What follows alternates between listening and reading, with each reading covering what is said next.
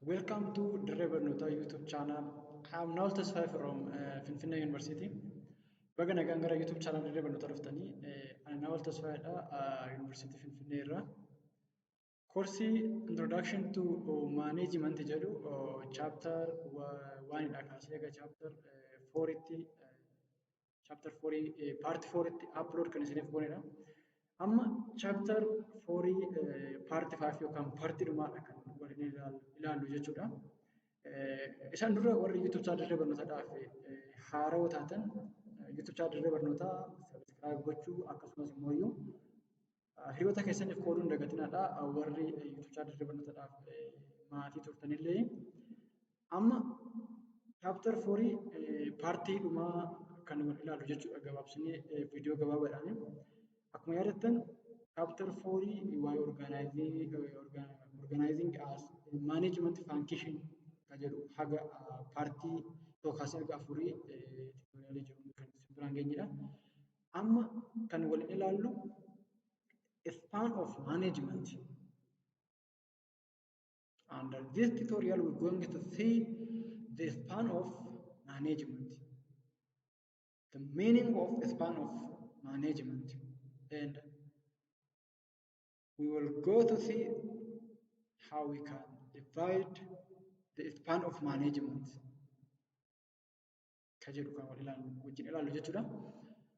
The meaning of span of management is the term span of management is also referred as span of control, span of supervision, span of authority, span of responsibility. All those terms are the same, the terms that have the same meaning. We can say span of the control, span of supervision, span of authority.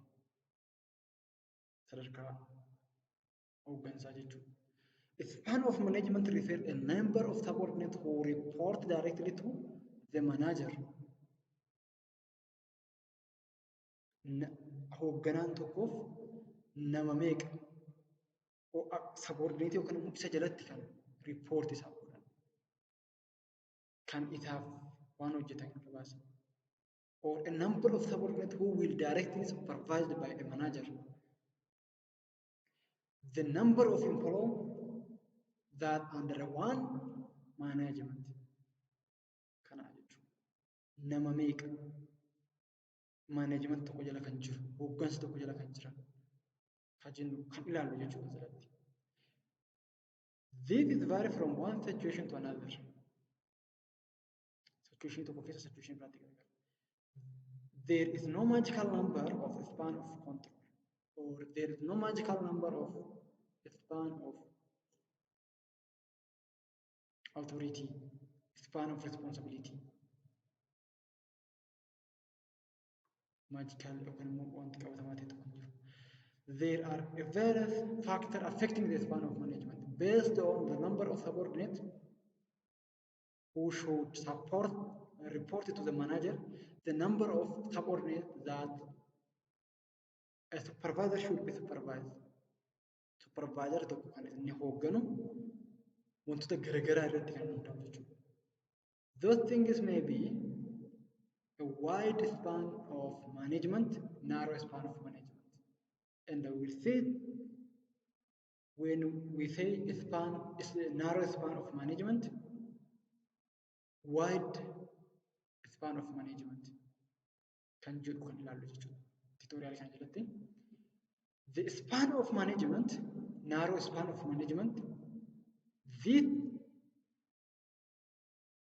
control of management, this means supervisor control a few number of subordinates. Supervisor tokko yookaan hoogganaan tokko namoota muraasa kan inni hoogganu jechuudha. Isa jalatti kan jiran, kan isaaf ajajaman, kan isaaf riippoortii dhiyeessan namoota xiqqoodha jechuudha. There is a few subordinates who report to the supervisor.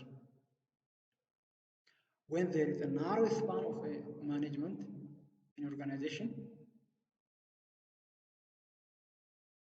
yeroo narrow span of organization kanatti namoota muraasa jechuudha nama sanaaf kan report taasisan. whole organization structure with many level of supervision between top management and the lowest organizational level. Organizationiiwwan gurguddaa keessatti yommuu itti many level of supervision between the top management and the lowest yeroo ta'e jechuudha. More communication between supervisor and the subordinate. When a narrow span of control, there is more communication. There is a daily interaction between supervisor and the subordinates. Managers are underutilized and the subordinates are over-controlled. Darani kan isaan control ta'an kan to'annaa jala jiran jechuudha. When narrow span of control yeroo ta'e. More trained managerial personnel and central authority. Training leenjii irratti managerial personnel daraan kan kennamu jechuudha. Narrow span of management kana keessatti. Narrow span of control kana keessatti. This type of span of management has it is an advantage and disadvantage. When we see it is advantage, there is a close interaction between supervisor and the supervision and the control. There is high relation between subordinator and their manager. Fast communication between subordinator and the supervisor. Easy to coordinate and control the activity of subordinate and the supervisor.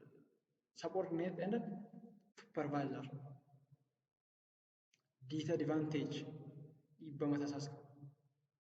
Faayidaa isaa irratti walitti dhufeenyi hoogganaa fi hoogganamtoota baay'ee salphaadha.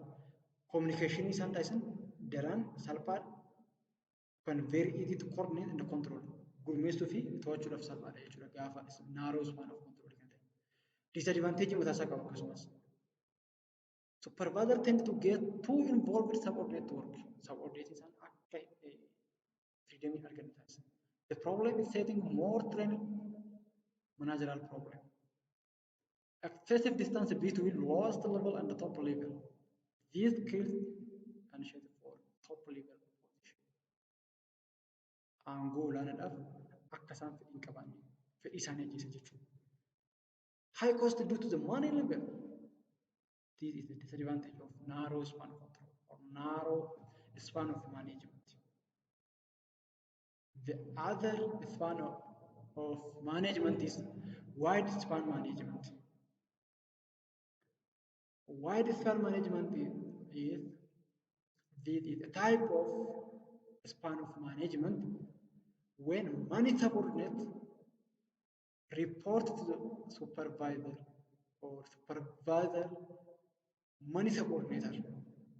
Kana keessatti jechuun yommuu supervisoraaf namoonni report dhiyeessan namoota hedduu yeroo ta'an subordinate hedduu yeroo ta'an hoogganaan namoota hedduurra yommuu itti report fudhatu. If the span of management is wide, we get a flat organizational structure. Horizontally, our organization is very wide. Many number of subordinate and decentralized authority. Authority decentralized. Subordinate hedduu argan.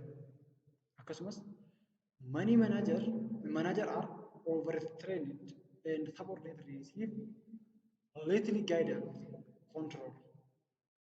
Control yookaan ajaja xiqqaadha kan isaan fudhatan jechuudha. Pure hierarchical level. Also, wide span of management has its own advantage and disadvantage. In case of advantage,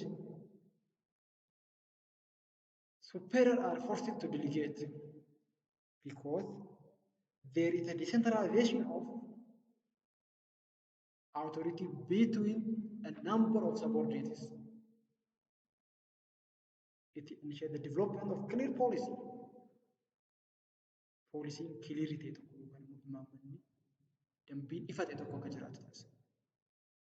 Disadvantage mataa isaa qaba. Supervisors are forced to delegate. It's a tendency to overload the supervisor to become decision bottleneck. Fudhatama argachuu dhiisuu danda'a. Decentralized gaafata. Danger supervisor loss of control. Hoogganuu dhiisuu danda'a. Dadhaba. Because exceptional quality of manager dandeettii biraa isa barbaadata. The relationship between span of control. Now, going to see the relationship between centralization and span of a control. In a case of decentralization, span of the control, there is a wide authority delegation and there is a money subordinator.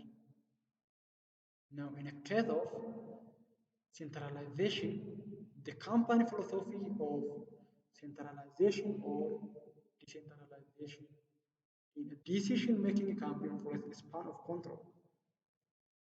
Philosophy yookaan ilaalchi organization tokko keessa company tokko centralization yookaan concentrate ta'uudhaaf akkasumas immoo disperse ta'uudhaaf ilaalchi isaan qaban span of control isa wide or narrow jechuu sana subordinate sana influence mataa isaanii qaba jechuudha. In a case of philosophy of decentralized decision making generally means span of the control is very wide. There is a money subordinator. Gaafa span of control keenya decentralized philosophy dhaan ijaarame wider each of manager.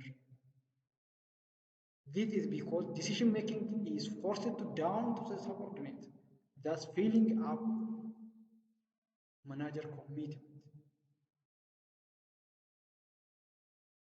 This situation also generally means fewer level of management in organization.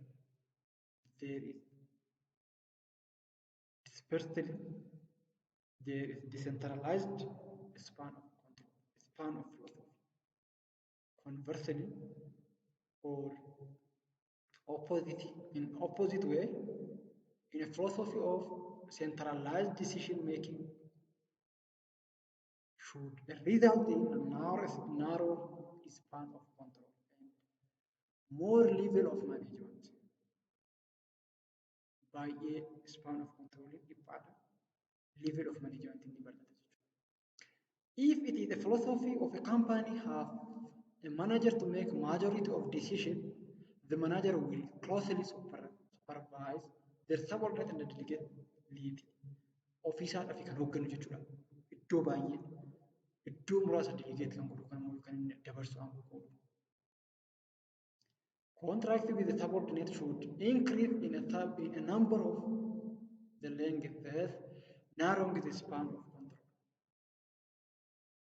Factor determining effective span of management. What are a factor determining effective span of control? We divide span of control into narrow and wide.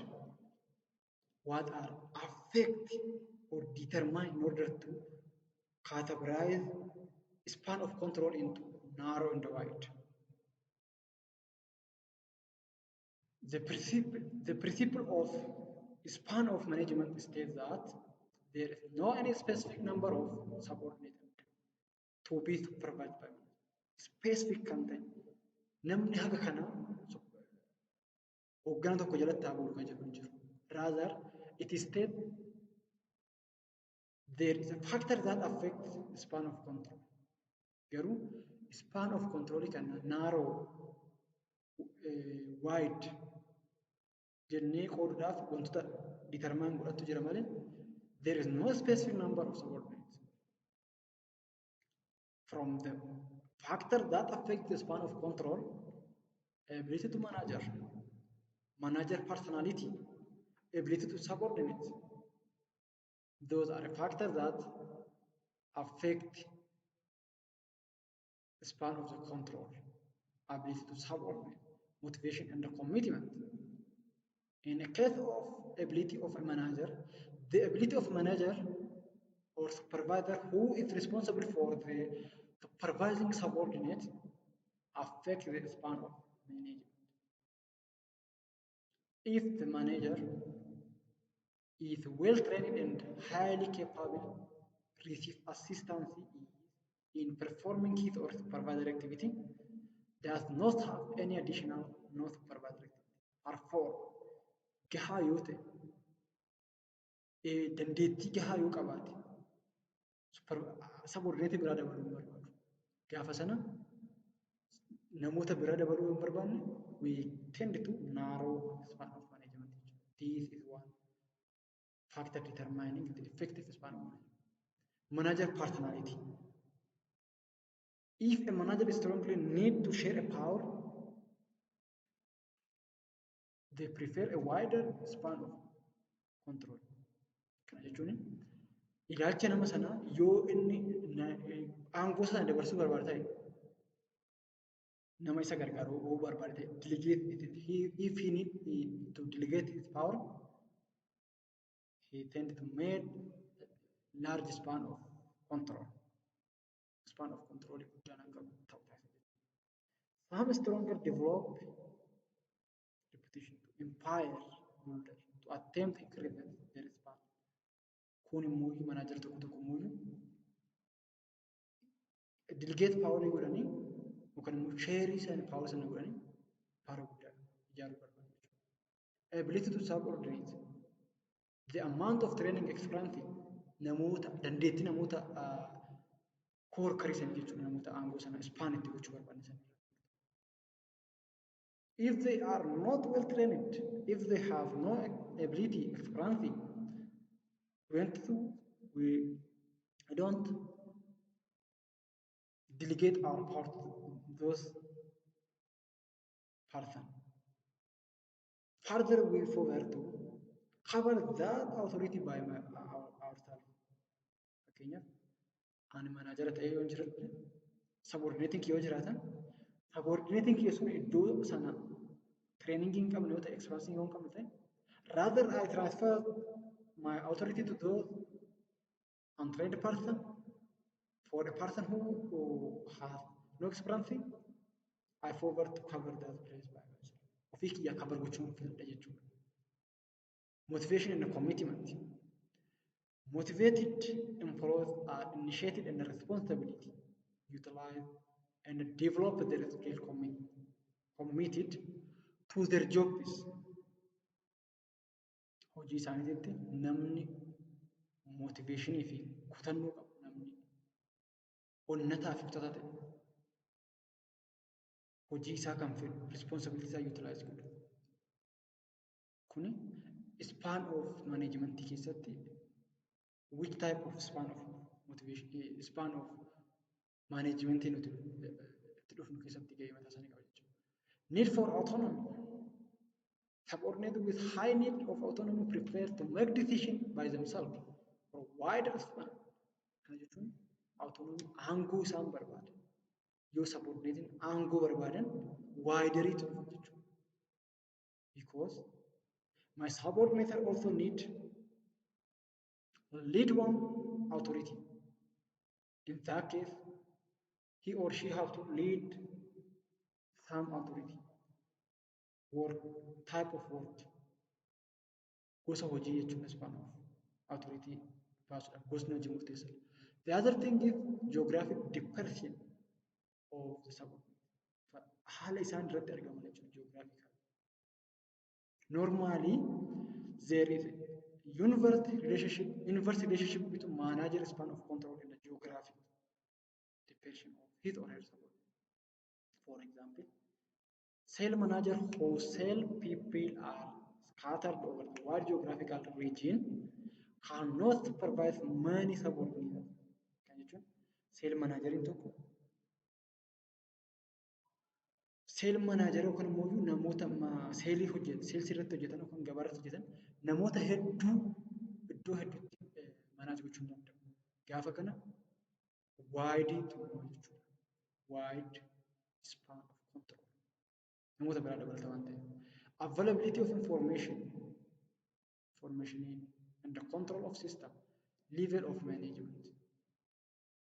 The size of the most effective span is differ by the organizational level.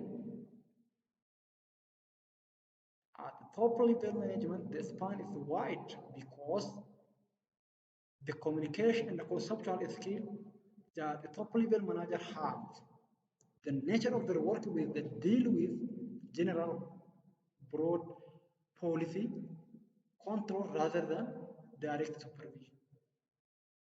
Their subordinates are relatively skillful. Namoonni top level irra hojjetan subordinate illee cimoodha. Sadarkaan hooggansaa span of control keenya irratti gahee mataa isaa qaba jechuudha. Economical factor, narrow span of management required not only more for supervisor and the service but also added expense. Gatii yookaan immoo economical function irraa kan ka'e naaroon akka dhufu ni ta'a. The span of management affected the efficient utilization of management and effective performance. Economic factor jalatti jechuudha. There are two major reasons why choose appropriate span of management is important. For what reason we go to choose appropriate span of management?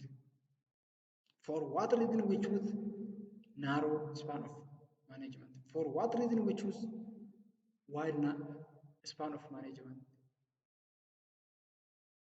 There are two main reasons. Those are span of management affected the utilization of manager and effective performance of their subordinates. Utilization manager matasa akkasumas immoo subordinate mataa isaa irratti effective waan qabuuf. So the wide span may mean that managers are overextending themselves, overextended wide and subordinate receive too little guidance. And the other reason for we choose appropriate span of control is there is a relationship between span of management throughout the organization and organization structure. Naannoo kanatti gaafii kana lamaan isin gaafatamuu dandeecha. List out the major reasons that we're going to choose appropriate span of management. Or what are the main two major reasons we're going to choose appropriate span of management? We have to list out these reasons. Due to the scope of management affected by the efficient utilization of manager and effective performance of the subordinates. The second reason is there is a relationship between span of management and throughout organization and organization structure. Now, going to see the organizational structure, what it does mean, meaning of organization structure. Organizational structure is structural framework for carrying out function of planning, decision making, controlling, communication, leading or motivation. Organization structure ka jennu structure kan framework function when managerial function jinni san itti nuti baanu jechuudha. Planning, decision making, controlling, communication. Organization structure is a formal pattern of interaction and coordination designed by the manager who link the tasks of individual and groups in organizational in order to achieve our common goals. Organizational structure is arrangement in interrelationship of the component parties and position of organization. It is arrangement structure jechuun organizational structure jechuun arrangement hariiroo organization san keessatti positioning kan iddoowwan garagaraatti jiran jechuudha. The process of developing organization structure is sometimes referred as organization design.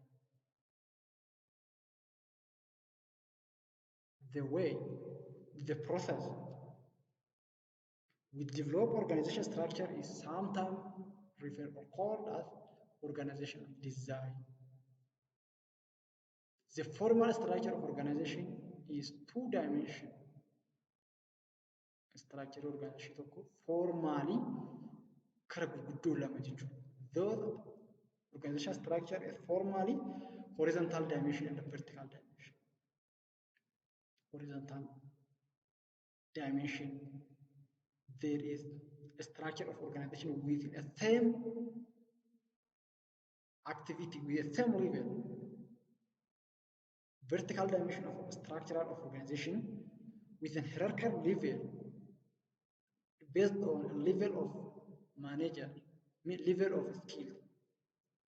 We develop a formal structure in two-dimensional. Horizontal dimension yommuu ilaalle identify department is units divisions the same level horizontal the same level jechuudha. Horizontal jechuun akkuma maqaa isaa ibsu horizontal irratti warra hojii wal fakkaataa levelii wal fakkaataa irra jiran jechuudha. Management levelii wal fakkaataa irra jira. For example, sales manager,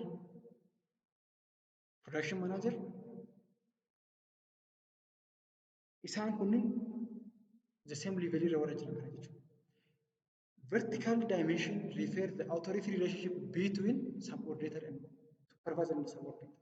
Leet kana jechuun vertically gaafa ilaallu hariiroo supervisor head supervisor.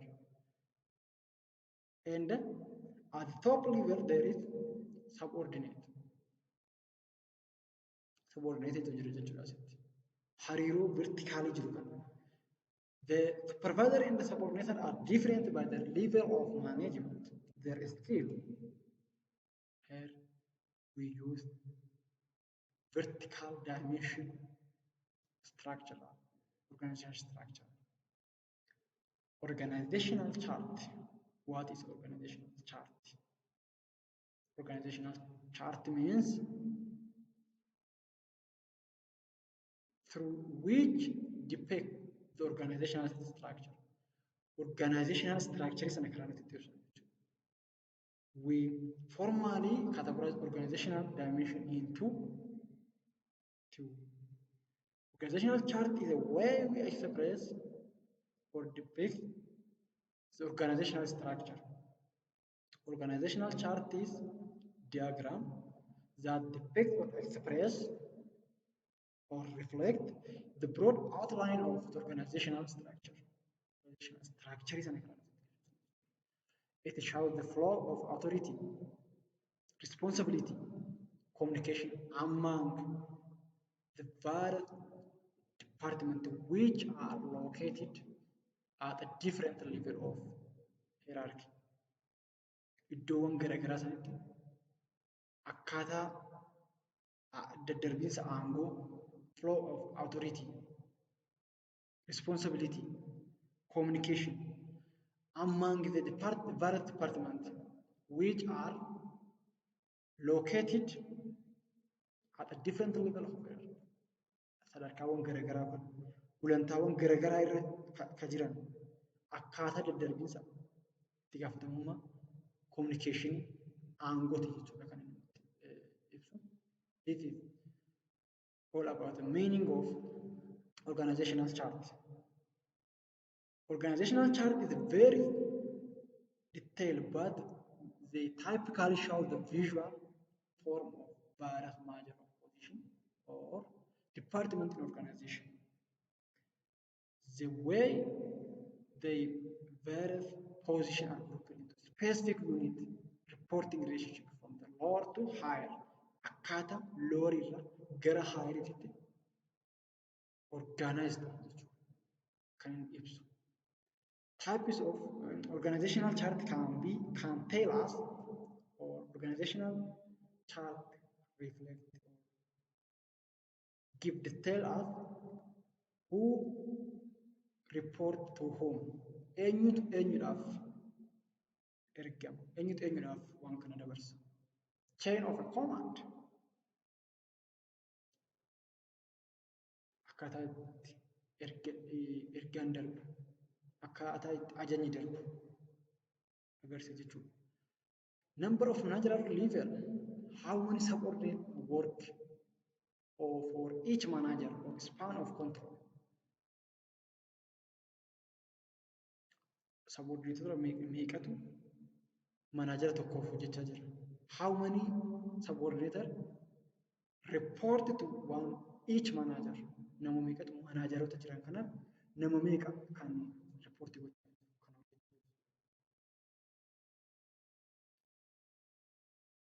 It is a channel for official communication through solid lines that connect each job or box. Organizational chart can tell also how organization is structured by the function, territory, customer,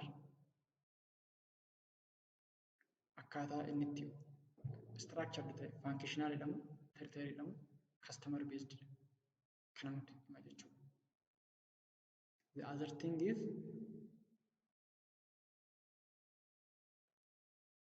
it can tell also the work being done in each job, the label of the boxes.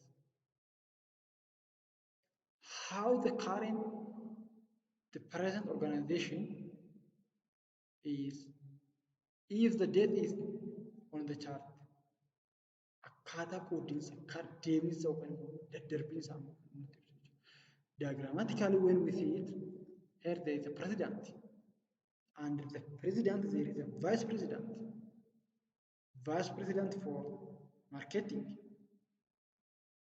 Vice president for production.